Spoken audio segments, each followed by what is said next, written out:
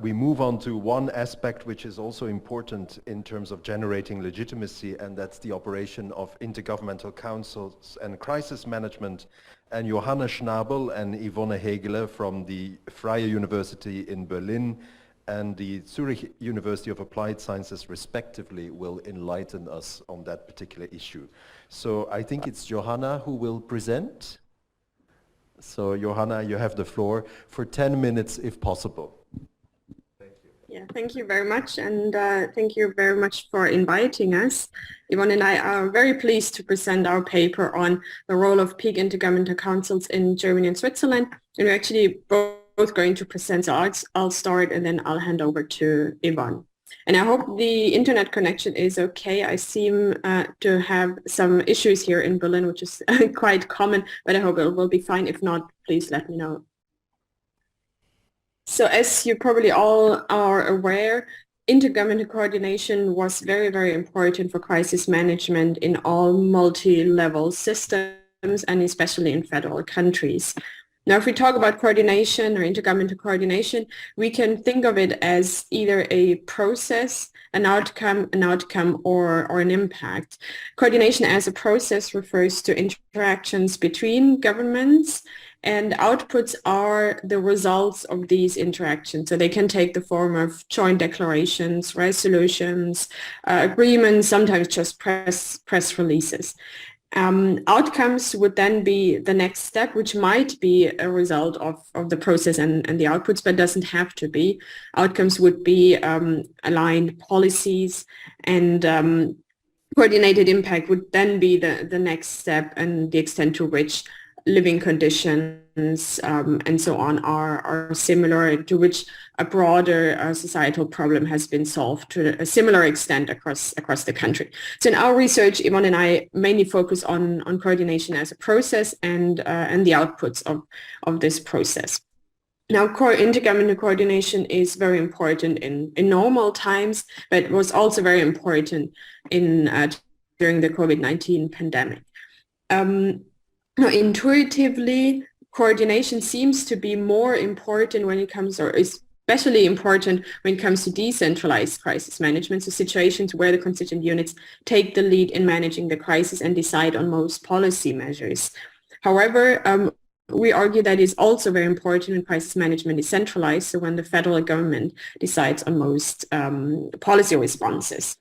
In a decentralized setting, intergovernmental coordination allows governments to share information, to align their policy responses, and it allows the federal government to steer from above, so to make the constituent units align their responses, share information and resources.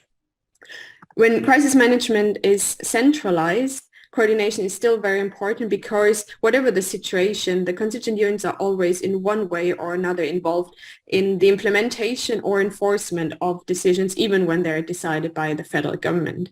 Then coordination is important because it allows for the inclusion of interests, preferences, information, capacity of the constituent units in federal decision-making, which then makes implementation and enforcement easier. So coordination allows to achieve a balance between uniformity and fragmentation, so between national standards and policy responses tailored to local circumstances and preferences. It allows governments to pool resources, and it avoids harmful competition between governments, such as the one we have seen in the United States, where the states competed for personal protective equipment. Coordination also gives a sense of security. So if leaders pass similar messages, the population also gets a sense of leaders know what they're doing and they're doing the same thing, and provide the same justifications. Now, the main venues through which intergovernmental coordination occurs are intergovernmental councils. That's a focus of our paper. Intergovernmental councils are more or less regular meetings of members of the governments of the constituent units. They can also include the federal government. They're core features of the operation of any federal system. So federalism scholars have known about them for years, know about their importance, but intergovernmental councils received unusual public attention during the COVID-19 pandemic. And that made us decide to pay closer attention to these councils. Intergovernmental councils were also the main structures through which governments coordinated crisis management. So we're talking about the coordination process, but these structures also produced coordination output or coordinated output. And so what we wanted to find out in the first place was whether the unusual public attention they received during the COVID-19 pandemic means that they played an unusual role during the COVID-19 pandemic, where this role deviated from normal practice. So we decided to examine intergovernmental councils during the pandemic, but compare that to normal times, that which we defined as the year before the pandemic. And we also wanted to find out to what extent their role varied between countries. So that's the first step to generating more systematic insights on the role of intergovernmental councils in crisis management and in normal times. Now, to show you what we're actually talking about, I included these pictures. On the top left, you can see a picture of a meeting of National Cabinet in Australia, which replaced the Council of Australian Governments that existed before. Now, National Cabinet is essentially correct, but in a different name, that met quite frequently to discuss all kind of policy responses, was convened by the federal prime minister. You can see the equivalent in Germany, the Conference of Minister Presidents, which is a horizontal body, usually convened by one of the land minister presidents, but and can be in normal times also be convened by the federal chancellor. This is what happened during COVID. The conference also met very frequently, convened by Chancellor Merkel.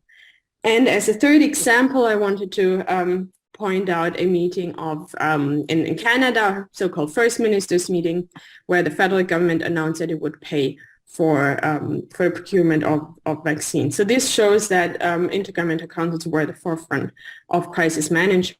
And I didn't pick those meetings by accident, but these meetings are so-called peak intergovernmental councils.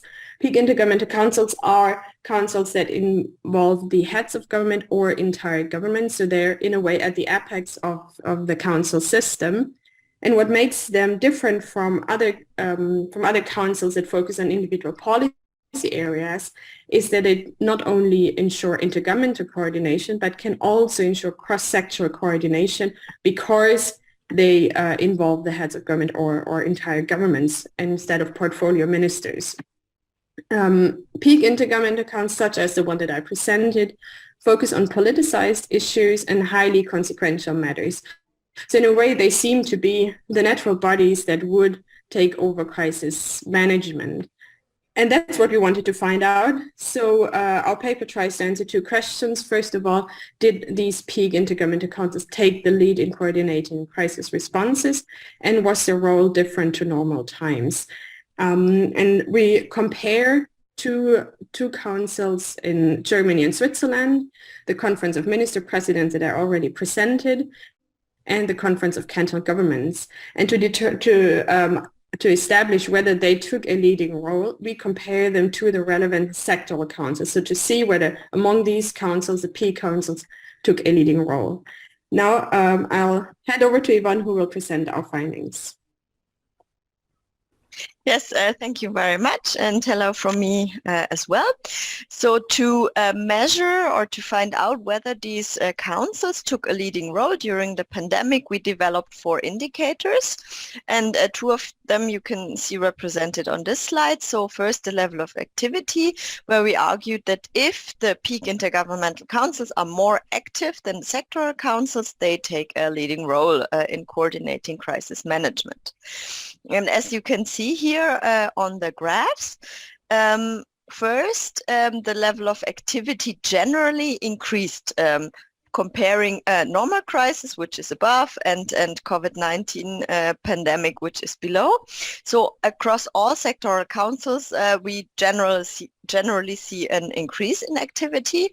But what we can see for Germany, which is on the left-hand side here, that there also was an increase of the peak intergovernmental council, so the Conference of the Prime Ministers.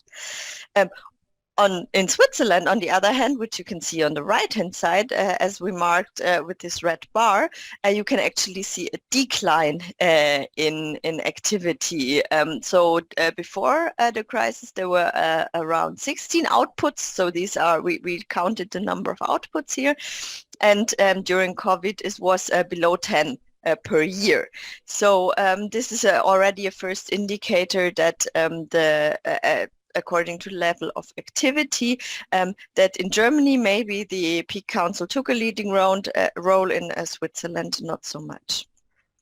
What you can also see here is a comparison between resolutions and press releases, and also you can see here, generally speaking, that the councils have put more emphasis and effort into publicity. So they wanted to inform, or they were used as informing the population about decisions taken.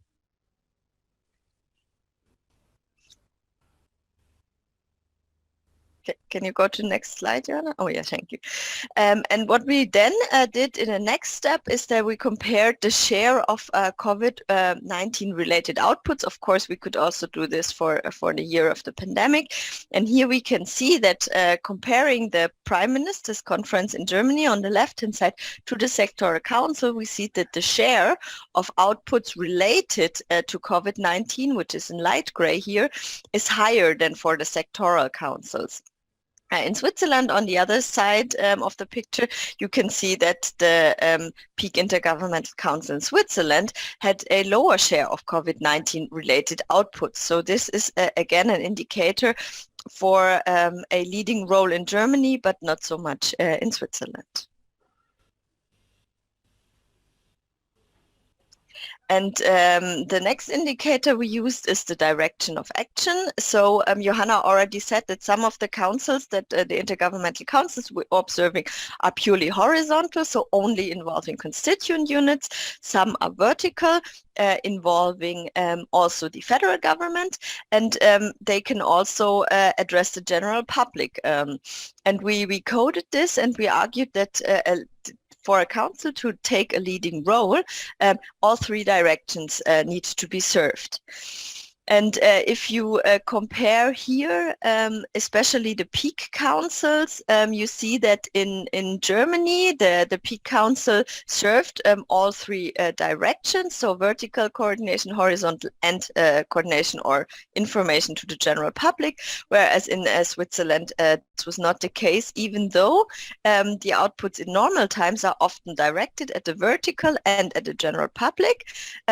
In crisis times, you saw that they were mostly directed at the general public, and Switzerland or the cantonal governments did not use this forum to ensure vertical and horizontal coordination. So another indicator that in Germany, maybe the leading role of the Peak Council was more exposed than in Switzerland.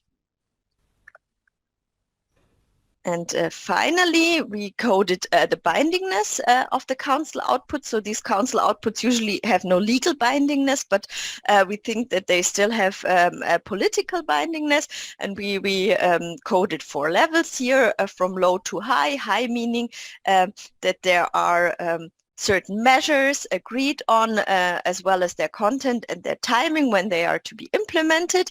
And low bindingness means that it's just political signaling. And as you can see here, if we start with Germany on the left-hand side, that compared to normal times, the bindingness of the outputs during COVID-19 was much higher. I'm focusing on the Peak Council here because of time. And on the right-hand side, you can see for the Swiss Council that the bindingness was not very high, and also due to the fact that not many outputs were made by this conference. So what can we say in conclusion? In conclusion, we think that we can say that in normal times, the Peak Intergovernmental Councils usually do not play a leading role, or only very, very specifically for very specific topics.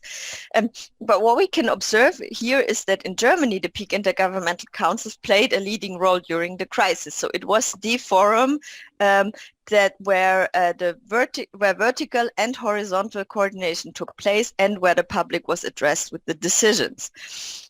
For Switzerland, we did not find a similar leading role. Instead, we found that the Peak Intergovernmental Council was very much sidelined by the sectoral conference of the health directorates. So here the Peak Council was not able to fulfill this role. We saw that in both cases, intergovernmental coordination generally was very important, but we attribute this finding of leading role in Germany and no leading role in Switzerland mainly to the fact that in Germany, the heads of government met, which were able to provide sectoral coordination, as Johanna explained before, because they have the competence to decide on the guidelines of policy in Germany. So the heads of governments can do that. And in Switzerland, we have no real head of government in the cantons, and or at least not with similar competences than in Germany. So here the health ministers conference was most important, which however only focused on health issues and not so much on other aspects. So we see something like a sectoralization of crisis coordination with a strong focus on health in Switzerland. Generally, what we can say that it's not only the peak intergovernmental councils that are important, but also the sectoral councils are important in crisis coordination. And I will make this very brief. What we conclude is that peak intergovernmental councils, despite their name and common assumptions, do often not play a leading role. It generally is a challenge to ensure in federal states both intergovernmental coordination and cross-sectoral coordination, and we think that in Germany with the layout of the Prime Minister's Conference this has been achieved better than in Switzerland, but we have to say that in both countries these councils are very well established, so we are suspecting that this was even more a challenge for federal states where these council systems are not as similarly established. We think that our research also shows that the design of intergovernmental councils matters. So head of governments, whole governments, what is the relation between the actors? And finally, we also think that this has also something to do with federal culture. So in Germany, there is a stronger federal culture on unifying decisions, unifying measures. This was not as strongly in Switzerland, which might also be part of the explanation here. And with this, I thank you for your attention, and we'll give over to the next speaker. Thank you. Thank you very much, Johanna and Yvonne, for a very interesting paper. Thank you.